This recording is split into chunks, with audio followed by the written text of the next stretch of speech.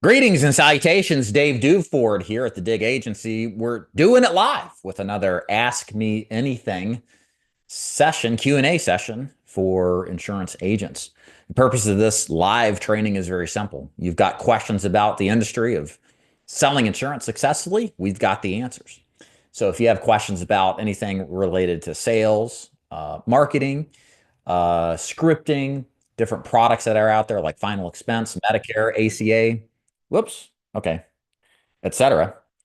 You guys are welcome to ask in the chat. So if you're watching this live, use the chat feature on the right side of the screen and throw your question in there. If you're watching recording this, you can throw it in the comment box and then I'll answer personally.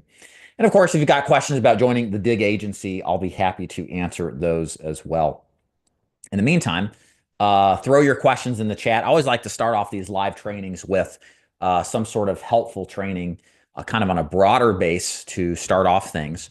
And let me give you a little background on what is motivating me on today's little fireside chat. So I had a conversation with an agent over the weekend, and he asked a question in good faith, totally understand where he's coming from, about what the average income is of an agent and what he could expect was the inference.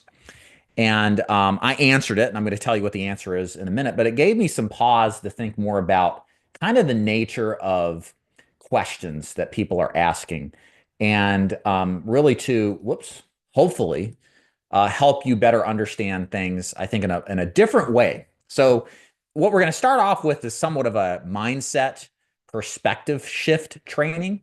This won't be about cold baths or any of these crazy things. It's kind of some stuff that I have learned along the way. I started in the business from zero. Last year, we did $8 million in final expense business on our free lead program, plus another $7 million with our downline agency.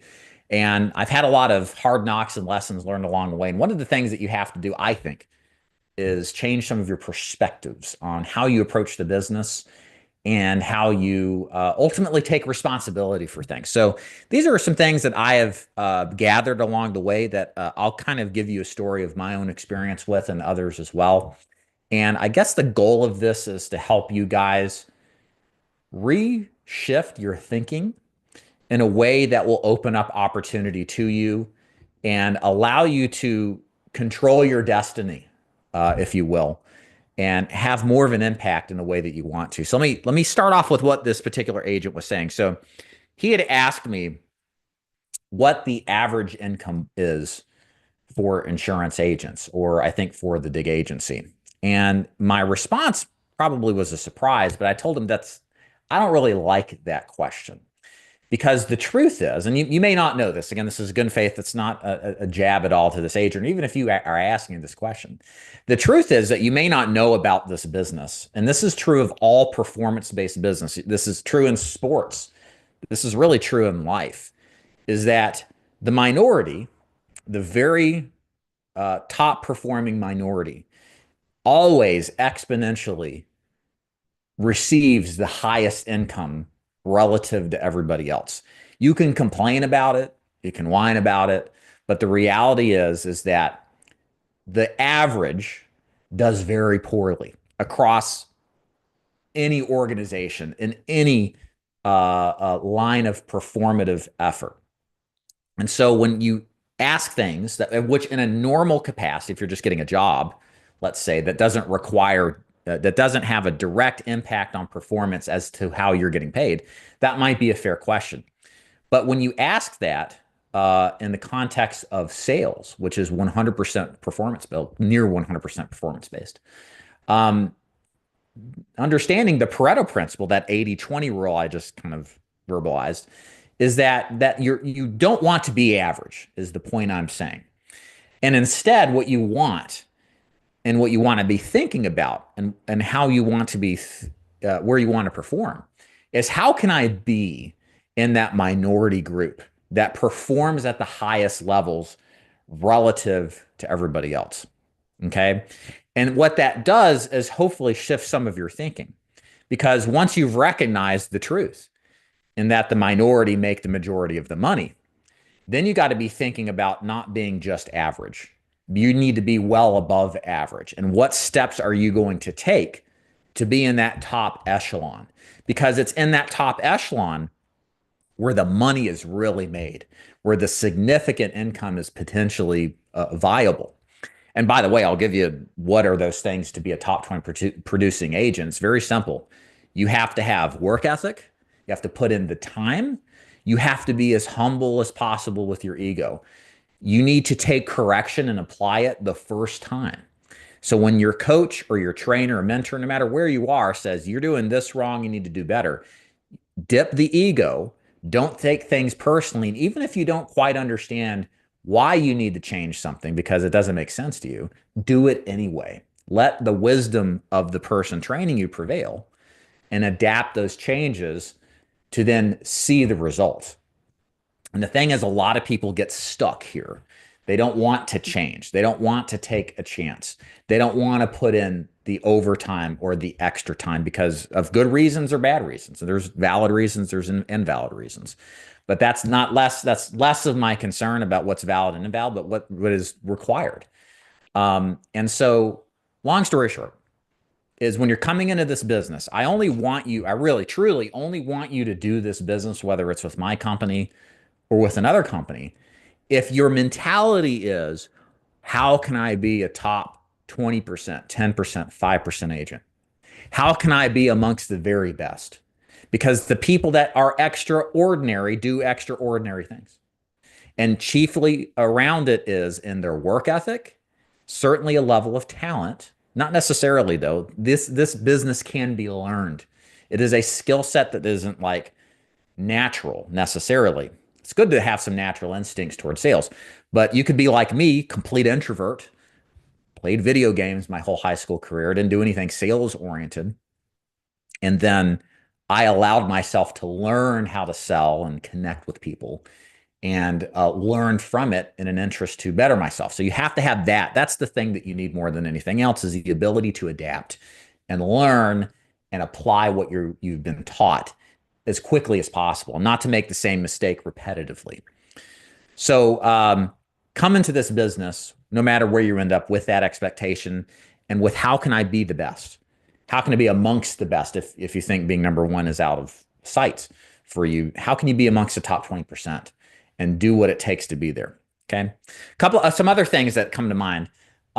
Blame shifting. Now, this is an interesting thing. So, I talk about how there's a lot of multi-level marketing companies in the space.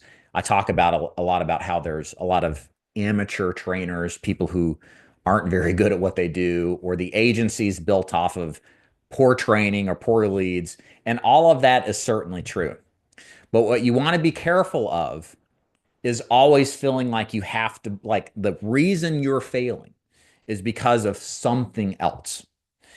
While there's some truth to that, at some level, what you have to be careful of is shifting away personal responsibility of your success onto something else that and letting that be the reason why you can never get ahead. Okay.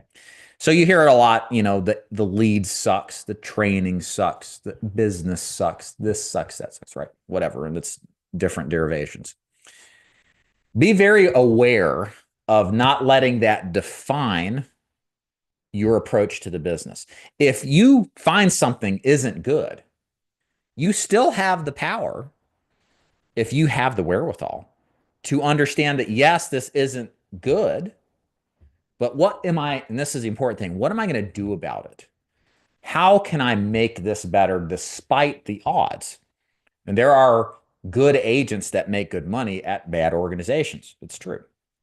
There are places I would never work professionally because maybe their carrier lineup sucks, but agents still perform well because they've adapted to the circumstances. Or agents have left that organization understanding they cannot perform the best that they can, but they're responsible for what happens in their life. And they find an agency that better aligns with what is important for them. Does this make sense, y'all? So be very aware when you hear yourself say, this sucks, the clients suck, whatever. Ask yourself, is that really true? Are you blame shifting? Or do you need to take responsibility? And if you can't see a way out of making things better for your circumstances in the situation you're in, maybe you need to think about joining another agency, because you're not doing yourself any good in your career by being angry about your circumstances and then doing nothing about that. That's like the worst thing possible. A couple other things too. As you get into this business, you're going to be tempted to dissolve yourself of personal responsibility. This is kind of an extension of the first point. I hear agents that'll say things like, "Oh, that scripting's no good. Let's do this scripting instead." I'll hear this a lot sometimes. "Oh, he's only good because of the leads that he gets. He gets the best leads or this or that." And that's another way to dissolve yourself of any sort of responsibility about this business. There are people in bad circumstances, like I said, that make a way through it to be successful despite those.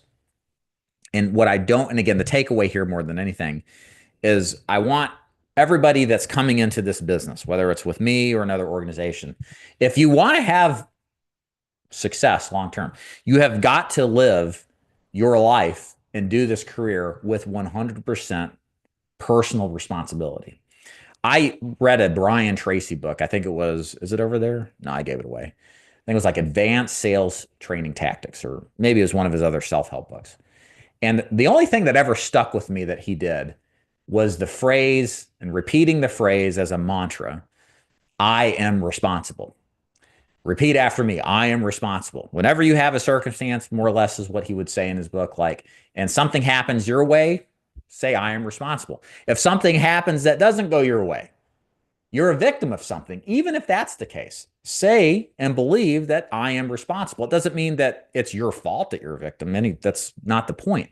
But the point is when you embrace responsibility, you're embracing that you're in power and control and you can do something about your circumstances, even if the circumstances you're in weren't your fault. It's when you give up responsibility and let others dictate things, or shift blame, like we talked about. That is a one-way ticket to failure in this business. And it stops growth.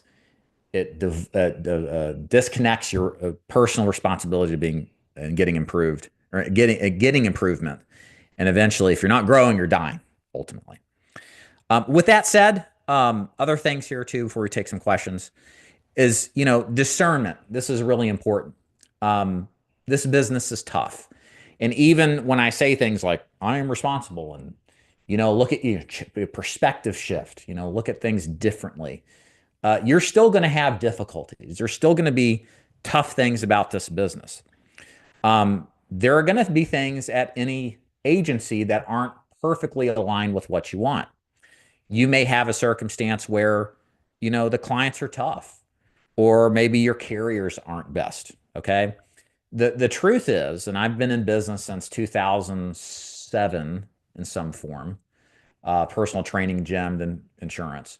There is no perfect business. Every business comes with good, bad, and ugly. The key, or the secret, and you should think about yourself as being in business, is you want to get into a business where you can accept and tolerate the bad and the ugly when it shows up. Usually the ugly isn't constant, but it's the bad that's most frequent. But you got to be able to be okay with that. If it turns you off and puts you in an emotional state, maybe not a good business for you. But there's never going to be a circumstance where you can run your own business and make a significant amount of money that doesn't come with a level of higher responsibility, emotional potential for emotional turmoil and ups and downs, especially in a straight 100% commission opportunity. So I have found, for me, as I got into this business, I quit because I was angry at the clients. Because they would cancel on me and lie to me and bullshit me around. But that's people. I mean, that's kind of how people are, unfortunately, to some extent. And was it better for me to be angry about that or accept it? And as soon as I realized, okay, I'm going to accept this and then make up for this fact that there are these people out there and they're going to drive you nuts. Well, if I talk to more people on a regular basis and put more time in, the magic is the more time you put into this business, you're going to deal with more bad people, but you'll exponentially deal with more good people. And there's actually safety in numbers, meaning the more time you put into this business, working, seeing people, talking and selling, the safer this business is, the more persistent and consistent it is. That's another kind of secret. So, so yeah, and the last thing too, back to what my kind of the duality of this is because there are bad opportunities in this space. I'm not saying like, if you see something or smell something that's wrong, that you should immediately just like put aside your discernment capabilities. Um, you should go into this business, and I'm glad you're here because probably you're watching this because you care about finding the right opportunity. You should go into this business with a level of discernment. And what I believe is that if you do a good job on the front end qualifying things, meaning the agency you're thinking about joining, the opportunity you're looking at, the business model, if you are slower on the discern and discern, think, consider on the front end of joining an agency, so many of these problems that you run into really don't manifest to the extent that they do. A lot of these problems happen in bad agencies. They can happen in good agencies too. But a lot of this falls by the wayside. So again, don't jump in bed with the first agency that propositions you. Probably not a good idea. This is kind of like marriage. Take your time, vet the person, make sure they're a good match. Think of it as a lifetime or a very long-term commitment. And I think with that mentality, you'll get into the insurance business on a better footing with better opportunity and more long-term stability and more opportunity really for growth. So anyways, hopefully that helps. So let's get to some questions here. And we'll start by at the top. Will says, hey, is Dave Heath still with DIG? Yes, he is. We don't recruit face-to-face agents anymore. I know he's been in and out of the hospital. He's had some family members in the hospital. I've heard through the grapevine. David Heath is our face-to-face trainer, but we don't recruit face-to-face. We actually stopped doing that about 6 months ago, maybe 9 months ago now. The face-to-face model, guys, for us, is dead. Nobody wants to sell face-to-face anymore. It's really hard to get people out in the field. I believe in it. I think it's a great model.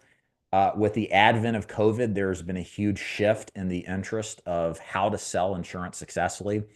And it is really hard to argue with the benefits of sitting down in your own home, getting on a dialer, and whether you buy leads or get them free through us, doing it all from home, and then shutting it off at the end of the night and then spending time with your family.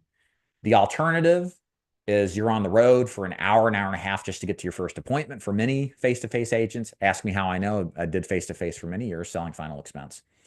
Dealing with hoarders, strange circumstances, scary circumstances even, and then not getting home late until later. Again, a great opportunity. I'm a big believer in face-to-face, but the remote model is so much more of a powerful proposition. It became obvious to us after COVID started back in 2020 that this was the way to go. And so that's where we shifted gears. And then after reviewing the application volume with us, like 95% of people wanted to do telesales. So we just kind of fully committed to that. Hey, Veronica. Hey, Primal Wisdom. Was curious, Primal Wisdom, as to what contract level you start agents off at, and is that percentage of what the carrier pays out or something else? Yes, it's a percentage that pays out to you as a function of the premium that the client, the client pays the company. We only recruit agents to our free lead program, Primal Wisdom. We don't have a broker program unless you've worked through us on the free lead program and you've done that for a while and then you want to go broker, we allow that. But we don't recruit agents at higher commission levels to buy their own leads. I can explain why if you're curious, go into some detail as to why. In short, it's just better for 90% of agents to start in a free lead program, the higher odds of success. But starting commission is 40%. You can go all the way up to a 60% commission based off of your production history with us over time. Excuse me, sorry for coughing. Okay. Hey, John, a few questions. I'm studying part-time to join you in May. Great. I'm through about 75% of the material. Here's a few questions. Okay. The app, Go High Level. That is our CRM. That is what we use. We use Go High Level. It's like the building blocks to the DIG Agency CRM. So you'll get into more of that as you go along. But that's where all of the client information, lead information is stored. Pretty useful. Standard operating stuff, standard issue stuff, though. I mean, if you sell, every organization should have a CRM, especially telesales. We need a headset. Yes, you need a headset. I highly recommend you have a direct Ethernet connection to your computer using the DIG dialer, the dialing system that we use through Convoso. It is a big resource hog. It's very good at what it does, but we have found more problems when an agent is Wi-Fi or a wireless connection than if they have a direct Ethernet connection. And then 3, when I'm ready, do I just let Marty know? Yeah, let Marty know. And you can email him, marty@defordig.com. Veronica, is the industry still booming, David, since the economy is not at its best? That's a great question. So did I make a video on this? I think I did. Look for the Trump and David DeFord thumbnail if you want a little more explanation. I'll give you the short version. So I've been in this business since the Great Recession in 2011. So that was probably the last, I don't know, COVID was pretty bad too. COVID and the Great Recession, there were some pretty serious economic contractions that happened. And all the while, final expense steadily and I would believe did very well consistently through that period of time and throughout COVID. And part of that reason is that our clients are the percentage of the population that's interested in buying this is getting higher every day and will for the next 20 years. The people who are basically of retirement age. Number 2, they all get Social Security. That doesn't change when the economy is good, bad, or ugly. The timing of Social Security, or I should say that Social Security is paid on time since its inception. And there's a huge political risk if, Trump or Elon cuts benefits by any percentage, there's a bunch of people that would flip that voted for them for the other guy, and they would be gone in a heartbeat. It's like it's a political third rail.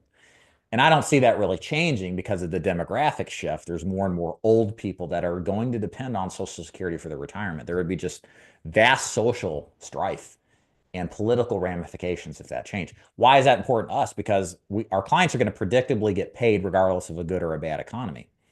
Now, to what degree they pay for something in this space, because maybe inflation on food pricing, et cetera, that depends. Maybe we sell smaller policies and larger policies. I don't know, but people are still going to die. So what we're selling isn't changing. Death is going to happen. It's just a question of maybe more people do cremation now if inflation goes up, right? But there's still policies being sold.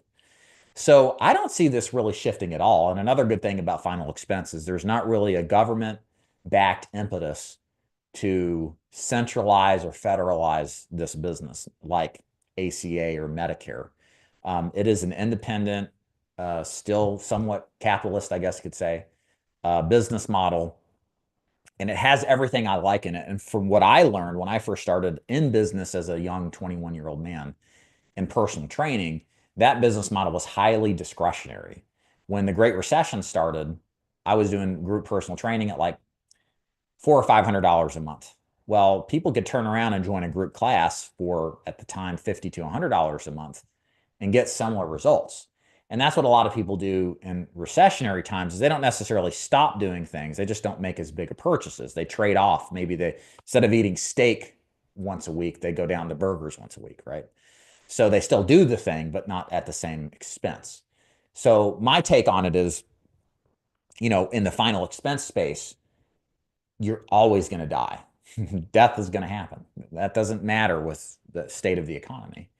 And so there's always a need for this. And it's even better with so many more people aging into this every single day and a higher percentage of the people just being old. So all of this to me bodes well for our market. And even in the short term. So hopefully that helps Veronica. Okay. Hey, Dave, Ed, what's up? In your experience, what percentage of final expense policies end up having to be the lower commission modified or type GI policies? Probably 40% to some extent. GI is probably 20% of the 100% of total policies sold, roughly 15 to 20% for us. The modified graded, probably the other 20%. The level, about 60%.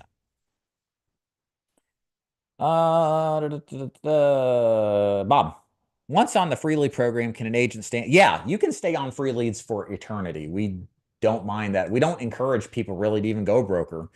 It's not something that we push to do. We allow it. We'll have a talk with you to make sure you're financially ready, because it's a bigger expense to do it the right way. We want to make sure you're ready. That's part of the reason why free leads is so good, is because you're letting us take the risk financially on you when it comes to the sheer cost of leads, not to mention the dialing system and the CRM and all the knowledge behind setting you up with prospects. Like, it's a huge way to lower the risk versus starting with buying it all yourself.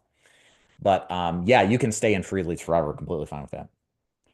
I prefer door knocking. Would there be enough prospects? No, we don't do free leads for face-to-face, Bob. Yeah, that's what it is, probably. Thank you. All right, let me go back. This is the live Q&A, 1 Peter 3, chapter 15, verse 15. Okay. I've been fighting with onboarding with you guys for about 4 weeks now. Do you have any tips for getting released from Equus? I never wrote business with them, and the contract is almost 2 years old. You should, Lucas, be able to get released. You don't even need a release. If it's been longer than 6 months and you have not written any business, you're a free agent. You can just go on Assurance Bay and request the contracts. You should be fine. Equus, in my experience, this may change. I don't know. They don't release if you've written any business or got contracted within the last 6 months. That's been my experience, but you should be fine to move. If that's not the case, feel free to reach out to me personally, and I can look into it for you, see what's going on.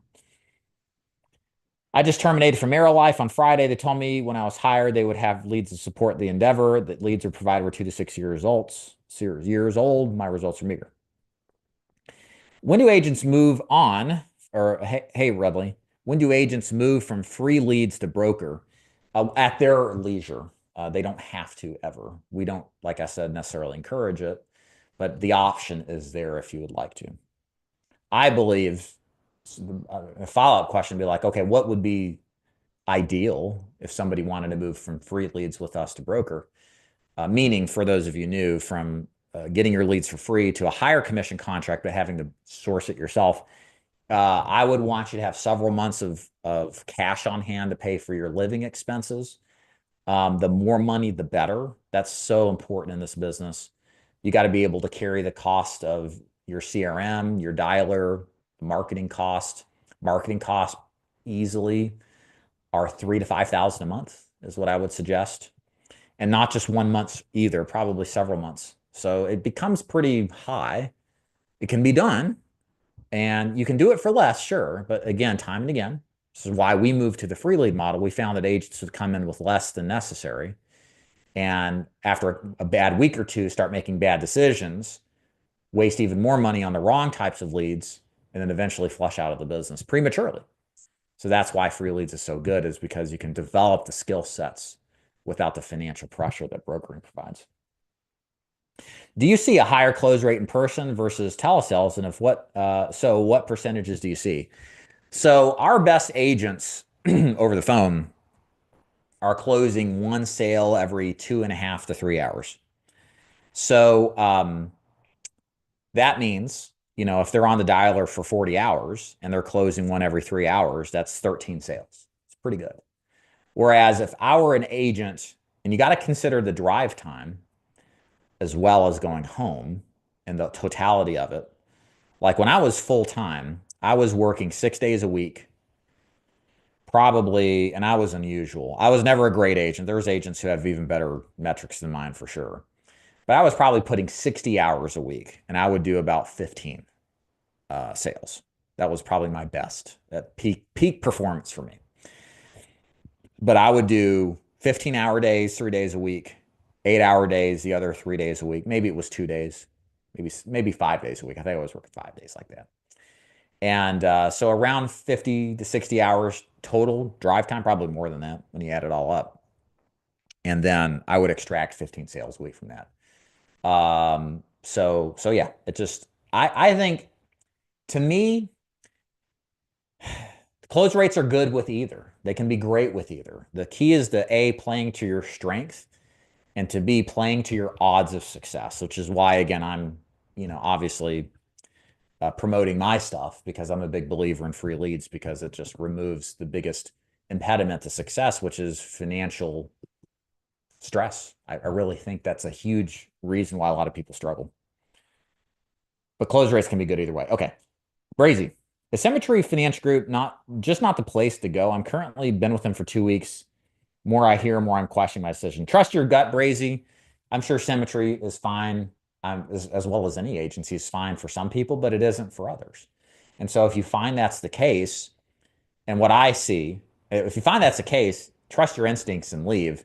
In my experience in this business as an agent, if you join something and you were promised something, or you had a perspective about it, but then it changed, and you're hoping as a salesperson, you're inclined to be the half glass full. So you're like, oh, it'll get better. This is just, growing pains, right? Like, and that's good that you have that. But when you're in a wrong organization, time progresses again and things get worse. You're kind of reconfirmed in your negative opinion. What happens with well-meaning half glass full people that make up as good salespeople is it's a gambler's fallacy. They stick around longer, they think it's going to get better, and they become more and more entrenched with it. And the worst case scenario is they've blown all their money on leads. It's not gotten better, it's gotten even worse. And now they're not even in a position financially to make a shift, much less mentally, because now they've folded on that proposition that this is just half glass full. And a lot of people leave the industry with a chip on their shoulder thinking it's all a scam. So I believe if any of you out there in a similar situation like Brazy, which is, I'm not sure about this, really contemplate on that. Have discernment. Maybe this isn't good. Maybe I need to make a shift. And trust your instincts. I say that a lot, but it's true. Hey, Paul, go high level is $79 a month, even for free lead agents. I don't know where you got that from. We don't charge for our free leads agents at all, Paul. There are no charges for the CRM. Can you further explain Torrance AMA? Ask me anything. Is what that means. And how do you allow, or ACA, maybe that's what you mean. ACA is health insurance. Do you allow agents to sell it? No, not anymore. We're just strictly final expense. Hey, Veronica, you're awesome studying to the exam. Get licensed. Want to start immediately. Thank you. We can remote. Well, so can you work remotely anywhere? You can probably with other organizations, but our dialer, we had a guy we recruited in somewhere in Africa, and he's an American, but he's in Africa somewhere. And I had a conversation with my ops manager, and we're like, man, that's just not going to work. The amount of data that the dialer needs is just incompatible with being overseas. So sadly, if you're somewhere living the digital nomad life, probably with us, it wouldn't work. But there's probably other agencies where it would, just not with us. But anywhere other in the States, for sure, be fine. All right. I'm getting back here. Hey, Lucas. Oh, whoops. Let me go back a little bit further. Yeah, what do you feel about IUL sales? I think IUL sales is probably a great opportunity. I don't know anything about IULs. I never pretended to be an IUL salesperson or person in the space influencer. So I stick to what I know. And my kind of philosophy on life is we should know what the extent of our knowledge is and where the outer edges are. And like to be really good in the economy and world we're in, we have to be really good at a specialized thing. And so I've tried to not do that, and there was some success with it, but we've had way more success as a business and me professionally by just being the best at final expense telesales. So likewise, like IOL is probably really good, but I wouldn't know much about it because I'm so laser focused on final expense. Hey, Stephen, good morning. Can you go over your free lead program and your requirements? Stephen, I'm going to refer you to my website. Go to daviddeford.com. Watch the overview video there. It's so detailed. There's so much to know. I don't want to bore everybody with a lot of people probably already saw it, but if you go to daviddeford.com, you can go over how the free lead program works, what we look for, what's required for you to join. It'll spell it out. Probably 90% of your questions will be asked. You'll know well enough if it's a good fit or not by the end of that video. And then if you like what you hear and still have questions, I do a Q&A. We do a Q&A Mondays and Wednesdays. You can hop on there and ask questions. And kind of like, that's like the fill in for anything that is not covered in the video. So go there if you don't mind. I don't mind answering the basics, but it's like, tell me about your program. There's a lot to it. And I don't want to cut it short. Do you own your book of business with the free lead program? No, Deborah. In the free lead, any free lead program, it's unlikely you're going to own your book of business. Um, we did that for the first year, and it just isn't profitable to the company. However, what as kind of a compromise, if you come on and eventually switch to a broker, you then own your book of business. So at that point on the business you write as a broker, you now own that book. So that's the compromise we have. So if that's important to you, there is a pathway to getting there after you establish yourself as an agent, make some money, develop your skill sets. And then if you want to go to broker, that is an option. Divine, hey, I've been licensed with a company for 9 months and only made 2 sales. I feel as though I'm getting lost in the sauce and I'm bombarded with training sessions that are actually just manifestations. Are you doing like cold plunges? I think that's the new thing. I heard somebody was mentioning in a Reddit post, I think. When is a good time to jump ship? Uh, Jump ship. I would have jumped ship. No, I don't know. I don't know the particularities of your business. And again, this is the paradox of being a salesperson. Like a good salesperson is never like a negative Nelly. Like they're positive, they're half glass full, and they're patient. And these bad organizations leverage that to use you, and you're much more prone to getting strung along than the average person that would have just quit. So you've got the staying power, which is good. It's just you what is it? The right party, wrong horse? I don't know. You get what I'm saying? Yeah, I think you should switch. Again, most of us in life, I've had it happen in life, personal life, business life. It's like, there's that gut instinct. You know something's off, and it doesn't usually ever get better. And if it's getting progressively worse, even a little bit over time, you probably should pull out. And I've had that so many times, and I haven't listened to it so many times that I know it's true. And so I would suggest the same thing. If you're asking me that, probably should go. Let's see here. Hey, Lucas, Marty told me that I have to get released by accidental to get started. It confused me a little. How do I get a hold of you direct? Um, you can email me any of the emails you get that are you on do you get my spam email? If you do, just reply to that and then I'll answer personally. You should get that. So just anything that I send, like the reminder for today's Q&A call, just reply to that. I'll reply to that personally. And then we'll go from there. Jeff, 2 year 3, 12 video agents, part-time mention contract carriers being life licensed in 15 states, OE coverage monthly and insurance. Is there additional costs? I'm confused by your first half of your question. If you'd like to take time to clarify it, please. The cost to join us, $1,000 joining fee as of today. You can break that up into installments if you'd like. There is a $35 a month fee for insurance toolkits. That's your quote and pricing product. We're in the process of building out a program so that you don't have to pay for that anymore, but it's not quite there. And then the last one is errors and omissions. It's $40 a month. That's it. That's all the cost. Hey, Gerald, I've been having trouble onboarding too. I'm stuck in Insurance Bay, and every time I leave the application to search for a file, they make me go back and start from the beginning. Gerald, do you have a video or do you have access to the video that walks you through what to do? I would ask Charmaine or Marty to help you out there, or just better yet, just reply to my emails that you get from me and like take a screenshot or do a Loom video of where you're stuck. And then I myself or one of my team members will help you out. Sorry about that. That's the majority of new costs for one licensed. Hey, Philip, what's the source of the free leads? We do everything on Facebook. So all of our stuff is Facebook generated, either live transfers or outbound leads. What states do you recommend to have? I don't have the list. Actually, I do. Well, let me see here.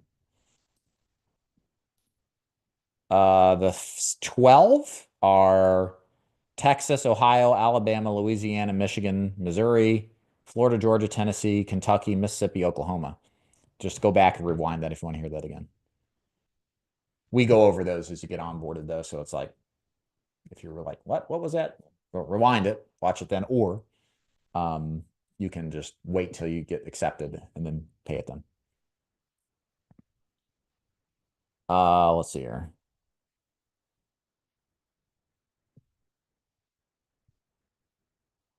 Okay. Same question. That's the ones we want you to start with.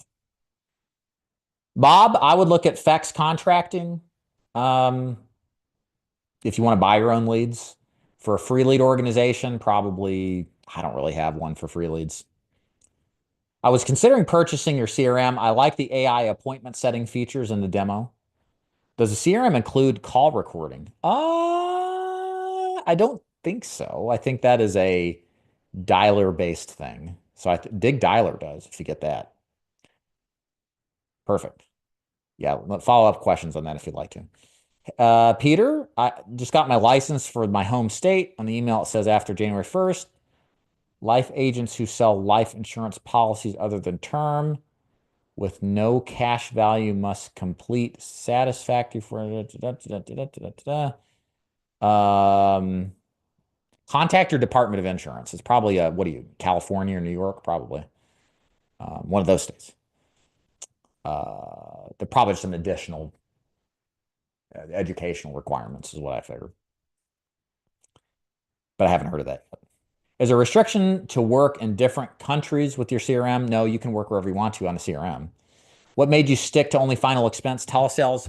It's all I know. I just do what I know and try to stay away from things that I don't. I find that a good way to lose money quickly is to do things that you don't really have an understanding of. Sometimes you get confused as a business owner and think you have an understanding of something that you really don't.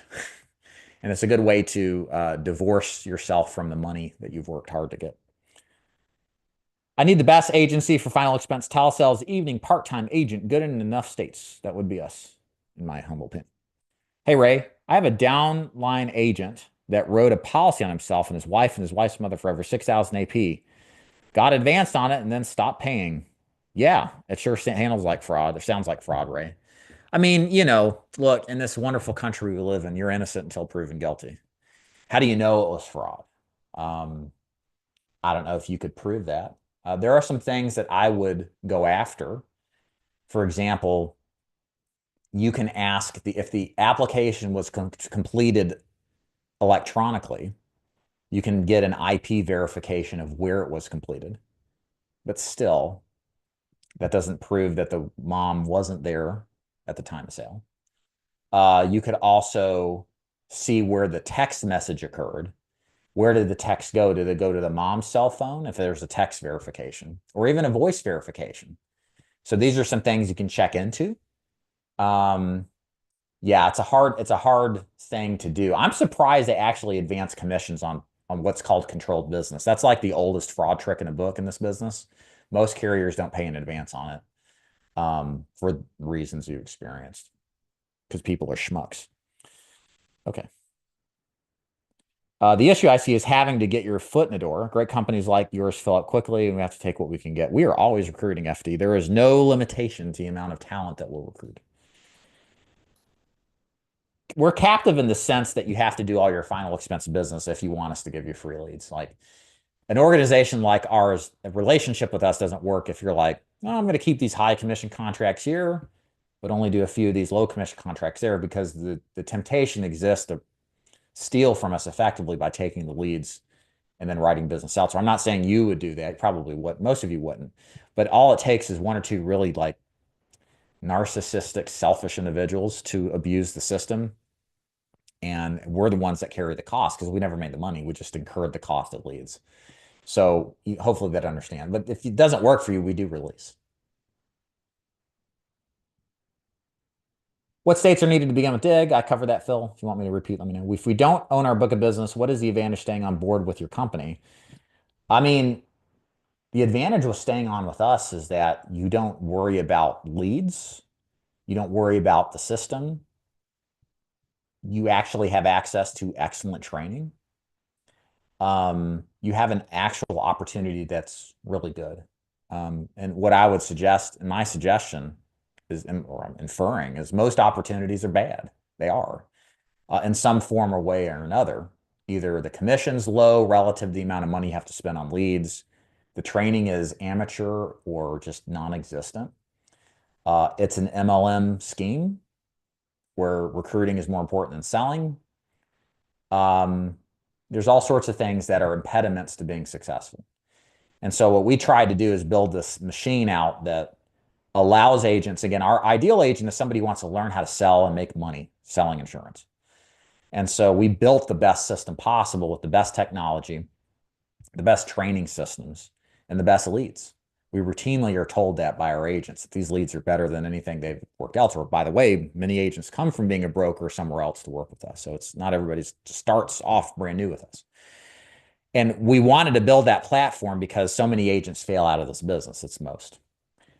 But and what we do now is give them that opportunity as once you're out of phase one to move with us into phase two if you want to be a broker, to do all this on your own pen at your own expense, but at a higher commission contract. I'd rather you do that after you have had a track record of success in the business with us.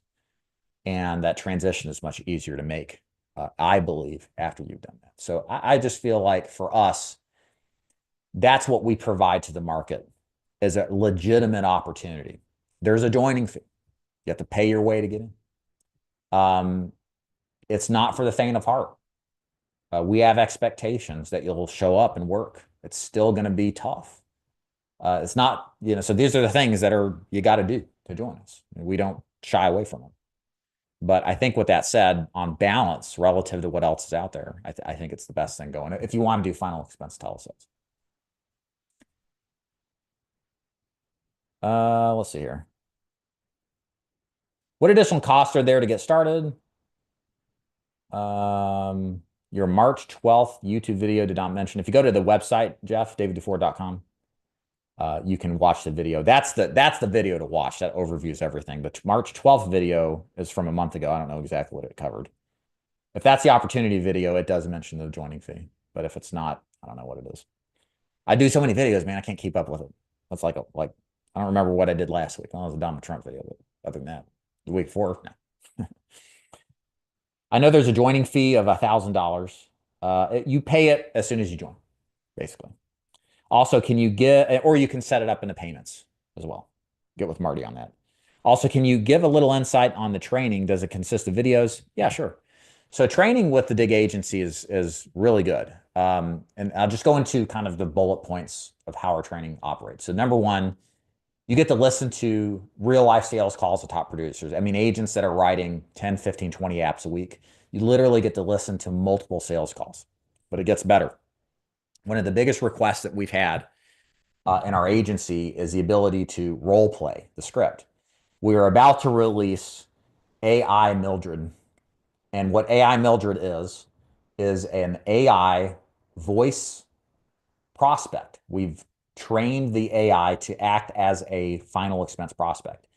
You phone it in to Mildred. It's going to have difficulty levels like easy, medium, hard, right? It's like a video game. And then you go through your script. And in conjunction with that, we also have an AI sales coach that at the end of every sales call, we have the capability to transcribe that call and then rate it against hundreds of top producer sales calls and then give you a benchmark grade on our basically the assessment of the AI sales coach on 7 different categories of the sales presentation, like the opening or the closing, and then give you specific instructions on what you did right and what you can do to get better. And we've trained it to be blunt, not mean or rude, but to tell you like it is. And this thing is incredibly powerful. So you get the opportunity to role play with something that sounds like a real life prospect, to practice the script. Not to mention the script itself, of course, which is incredible. But then you also get feedback on what you could do better. And this is better than anything that a sales coach, by the way, we have several sales coaches anyway, just to help you out and bring you along. This is better than anything that you'll get from a sales coach because it's consistent, it's predictable, it's not subjective, and it will give you personalized advice on what you can do better. in your sales calls. And then as you're on the phone selling, it's the same thing. You'll get feedback from the AI sales coach on what you did right, what you can improve. It's remarkable technology. And I think we're one of the few, if not the only, that has this kind of educational technology freely available to you to help you get better. All right, continuing. You're welcome, Lucas. Very random, but I just left the auto industry. Have you seen any correlation between success in the auto industry and the success? Yeah, I've seen some. I'm trying to think of my sale, like John Dean. He's been with me forever. He used to do F&I for like 20 years before he left the auto industry. He's been on a couple of my videos over the years, like last 5 years. Probably some others I'm forgetting, but I'm sure there are people who did auto that do well here. Fundamentally, it's very similar. So one call close, get the people to sign today, that kind of thing. Are there any benefits to recruiting in the free lead system? We really haven't broached that point. We don't require anybody in our agency to recruit ever. It's never a priority. I'm open-minded to somebody who wants to bring recruits on, but it's not something like we push on people and make them do like a lot of other places. Paul, what are the ethics of selling yourself, your wife, and your in-laws insurance policies? Is it appropriate and legal? Sure. Yeah. I don't see anything wrong with that. I mean, it may be unethical not to if you have the ability to and they want to. I don't know if that's it's not so much of an maybe ethicality is the wrong way to look at it. I've changed my mind on this. I used to not like the friends and family approach, but the truth is there are a lot of people that want life insurance that just never get approached, or they think about it, but they never do anything about it because they don't know where to start, don't know anything about it. And a lot of these people die without coverage and their family suffers tremendously. And if you were to have approached them, maybe you would have had a shot to help them. So I believe that's the case with selling the family. I have nothing against it. We don't push it on anybody at all with us. We want you to sell the leads, not your family. You can if you want to, but it's never made like the thing that you do. But I don't see a problem with it anymore. I think it's a noble thing to do to get, if your heart is in the right place with what you're selling them, you're not just trying to make a commission, you're actually trying to get them something that they want and they see value in. I don't see why not. If anything, it's going to help, not hurt. How many hours, Veronica asked, do you recommend that new agents should commit to? As many as humanly possible. As many as humanly possible. Seriously, that's just like learning a new hobby, a new sport. The more you do the thing, the better you're going to get at a faster rate. So, and it's certainly the same in this business. Hello, what are your thoughts on the advancement of AI and the impact it might have on the industry? I know mortgage brokers are taking a hit as AI has started to move into that space. I think the biggest thing in this space with AI is going to be the licensing requirements. I don't know to what extent one can do AI and not have a license. I'm wondering if so that's good. That's something we have that maybe a mortgage broker doesn't necessarily have, is some sort of licensing DOI provision to protect it. I think we'll see a lot of AI in the assistant space. I mean, we're already implementing in our business, right? Like AI sales coaching, which is far superior than what you would ever get with any individual agent, a trainer. And the ability to role play with a lifelike prospect that allows you to get better. It's amazing. So I see the impact being far greater and more valuable there. I think we'll see some AI assisted lead generation, like with live transfers and that kind of thing. But the wholesale replacement of the agent, I just don't know with the licensing provision, what the longevity of something like that would be in our space. Yeah, AI Mildred's going to be great. And I don't know if I said this, we're releasing it, I think, in its beta format this week or next. So if you're joining like today and you may not see it, but if you're thinking about joining next month plus, it's going to be there. Do you have staff on call to come in and close if needed? No, we attempted to do that, Deborah, but we pulled it because it didn't work. So it's not a good use of time for our staff members. What's better is how can we train agents like with the AI Mildred or the sales coaching to help kind of give you some practical advice on what to do better. You can still throw things in the chat like, hey, what carrier is good with, underwriting wise will help you with. But the actual closing, it's just difficult.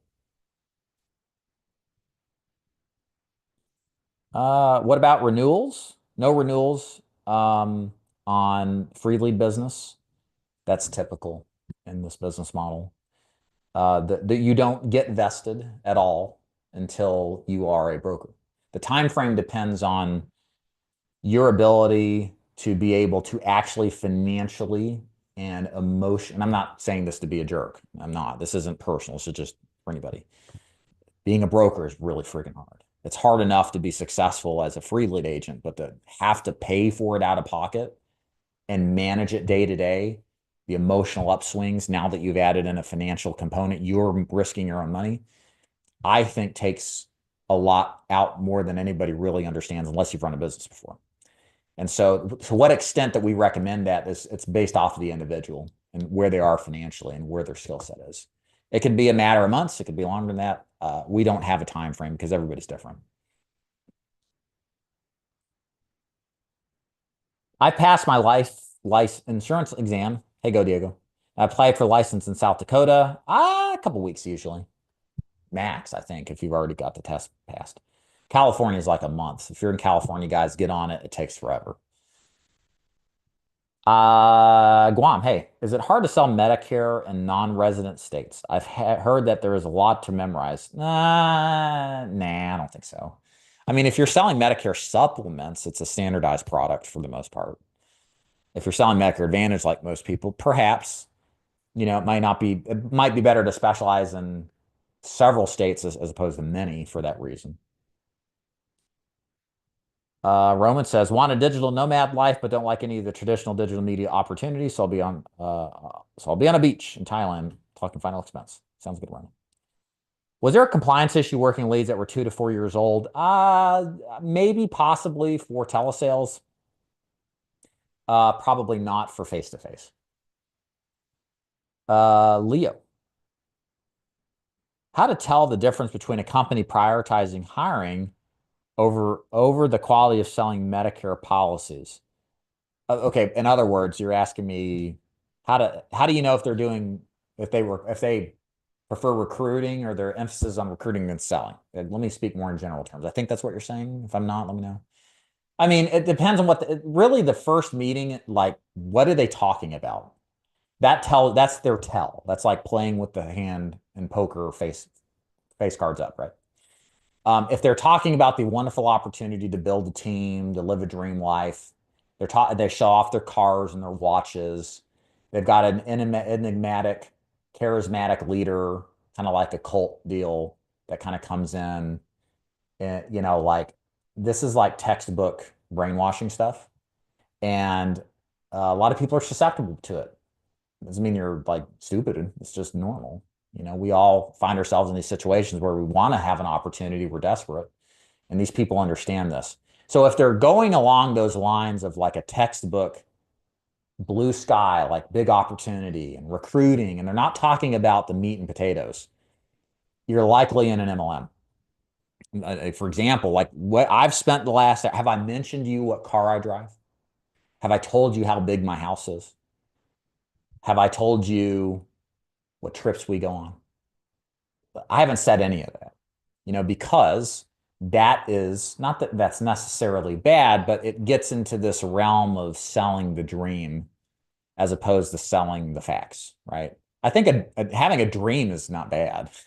Having those things and mentioning those isn't necessarily bad, but it's in what order and sequence do you mention these things? My take on recruiting, and it's worked fabulously well, is I want to be like as blunt and as direct as possible as to what to expect. This is not going to be easy. It's going to be hard. People are going to be terrible. They're going to be rude. Most people fail in this business. Like when we start off on that foot, I feel like we've separated the expectations clearly. And I would rather you not even do this business if what I've described bluntly as being the reality scared you off, because I didn't waste your time or your money or effort that you could have put into another career that maybe you would have been better at. And I find that when we do it that way with the recruit, the agents that join much better understand exactly what to expect and are far more happy in the process. Not 100%. Nobody can be 100% happy. But I just find it's a better strategy and people appreciate it typically. All right.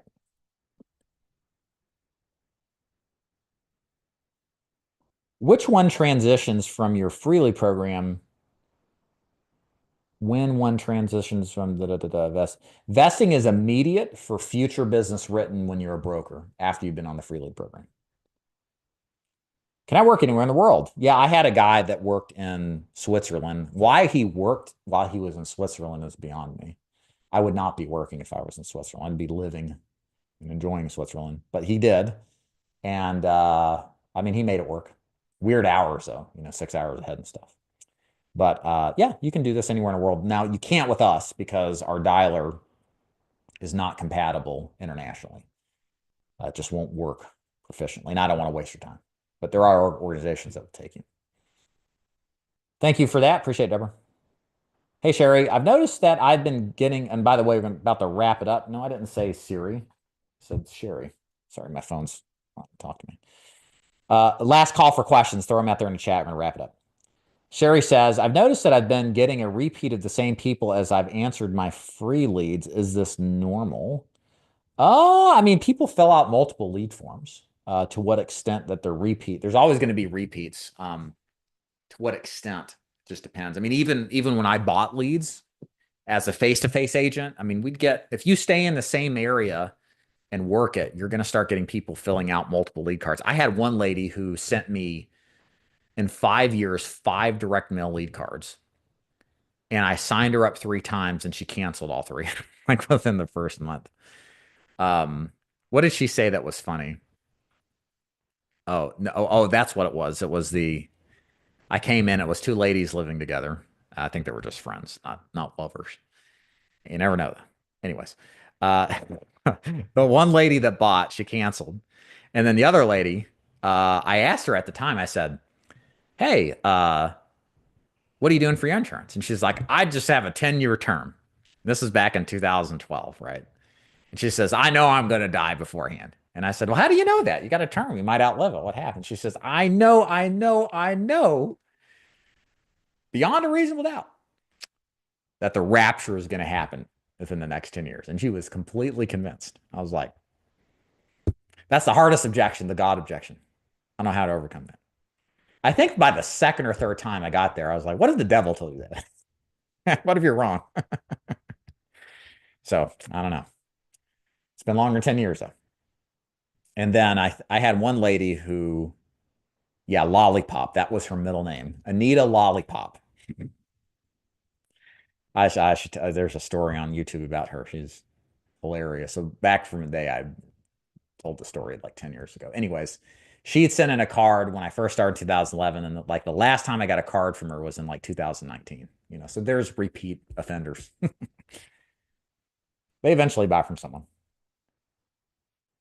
Shannon, hey David, all licensing requirements completed. Signed the FBI background check. Should I go ahead and apply? Yeah, apply. You're ready. Go ahead. You're good. Can you share what you have typically seen as far as income for an agent's first week after getting trained by you? No, I don't know the number offhand. I wouldn't let that be a determining factor anyway, because it's like what I said in the beginning. It's like one of those questions where it's like, I mean, a lot of people in the first week, they may not be on the dialer. Like, are they on full time? Like, not a lot of people aren't. We don't mandate hours because you're 1099. We legally can't do that. Some people do well, some people don't. It's a mixed bag. Some people just aren't meant for the business, to be frank with you. So, and I wouldn't put much clout or validity into an opportunity based off of an average or expected income. We have 6-figure earners, but again, I'm completely honest, not the average. It's in the top echelons, where that kind of money is made. So the goal is, in my mind, work as much as you can, apply the training, put in the time, and look, if you do all of this stuff, like nobody can promise you to be successful. I certainly never promise results in our program to anybody. because it's just dishonest, especially based on what I just said. But if you want the best chances of success, like principally, this is what you need to follow, these things that I mentioned earlier. You're welcome, Bruce. If we recruit agents, do you get paid for that? I mean, they pay the joining fee, so they pay that, yeah. Um, but again, I don't really have a well-developed downline recruits other model. So, just never really have approached it. We've never needed to. I'm not opposed to it, but I mean, yeah, if they come to our organization sell, they'll make money there too. Hey, Roman. Oh, well then, I guess I have to find an agency with international dollar. Damn, thought you were a good one. Yeah, sorry. Yeah, I just don't think it'll work, man. Um, we talked about it, and I was like, I don't want you to spend all this money, and especially it's your time I'm more worried about. I'd give you your money back, like I did with this guy in Africa. The dialer situation is just not ideal, unfortunately. Otherwise, it's the best thing going. But I think dialers like Kixie and Wave, there's plenty of dialers that'll do it internationally. But we just don't support that in our agency. Do the agents that you interview that make six figures often, how often do they have repeatable six-figure months? No, zero. Six-figure years, maybe. But there's a point where, hey, life insurance or lifelines, it's interesting. This is the intermediate advanced problem in this space. There are plenty of people that can get to six figures, but it's sustaining six figures year over year. That's the challenge. And it's a lot of the times it's the agent. It's really all the time. It's the agent. It's your fault. I am responsible. This is one of those things, like I was mentioning earlier. It's really hard. And anything that's performance based is challenging. It's difficult. And this system we have is very simple. It's not complicated. But it comes down to you to execute it over time. And life happens. Maybe a tragedy happens. Maybe you get married, you have kids, things change in your life, you get divorced, right? There's a lot of things that are outside of the constructs of what we're able to do as owners and operators of the system. And the further you go along in this business, the more you realize so much of this is it's up to you to make happen, right? So therefore, and I know you're not necessarily inferring this, but like, how much am I responsible for an agent getting six figures? Well, at some point, it's not my responsibility, it's their responsibility. The opportunity, and this is my point, the opportunity exists for the people who want to make it happen. But it's up to you to make that happen. We're the Sherpa. We're going to show you the pathway up the mountain. We'll walk with you up there, but you got to take every step of that walk, every step of that hike. It's definitely the case in this business. Yeah, I figured so. No worries, Peter. What time of day is better to sell, considering if you're full time? Weekends. Weekends are great. Great opportunity to sell. Other than that, evenings, I would say. But we have agents selling all day long. I don't know. I would think these are all anecdotal, like 2 or 3 o'clock later. More people are at home, end of the day kind of thing. And weekends are really good too. Yeah, we were thinking about a VPN, Diego. But the problem is still it's a connectivity issue. You're overseas. The internet isn't as strong as if you're in statewide. Is it possible to make 25,000 a month after month? Sure. Just got to write a lot of business. I mean, to me, that is a 60 to 80,000 a month production requirement to write that much. And we've had people do it. How did the payments work on 1,000 up front, 500 up front, then 15 days later, and then like 300 a week for 4 weeks? Yeah. Okay. All right. I'll finish with Paul's blessing. May God continue to bless you with your God-given honesty, common sense, truthfulness, and transparency. I'll try to live up to that. It's a daily struggle, right? Thank you for giving us your valuable time and actual advice. Appreciate it, Paul. And guys, if you are interested in joining the DIG Agency, you want to find out more about how it works, you can go to davidduford.com. I'm going to throw that in the chat. davidduford.com. Also, I got some free training if you're interested in that. It's called the Insurance Sales Success website. It's a free account. Lots of deep dive training on final expense. My books for free, most of them. Script for free. If you go to, and it's free. I don't charge for that. davidduford.com/ISS. That's in the chat too. Check that out if you haven't already. I do post up there. It's pretty good. Lots of good resources. You don't even have to join the DIG agency to get access to it. Lots of people use it, aren't even a part of the agency. It helps them out. So thank you very much. Appreciate it. We'll be back here again next week, Monday at the same bat time, same bat place. Please hit the like button if you haven't already. That lets YouTube know to share this with other agents. Thank you so much for being here. And Dave DeFord here logging out. See you next time.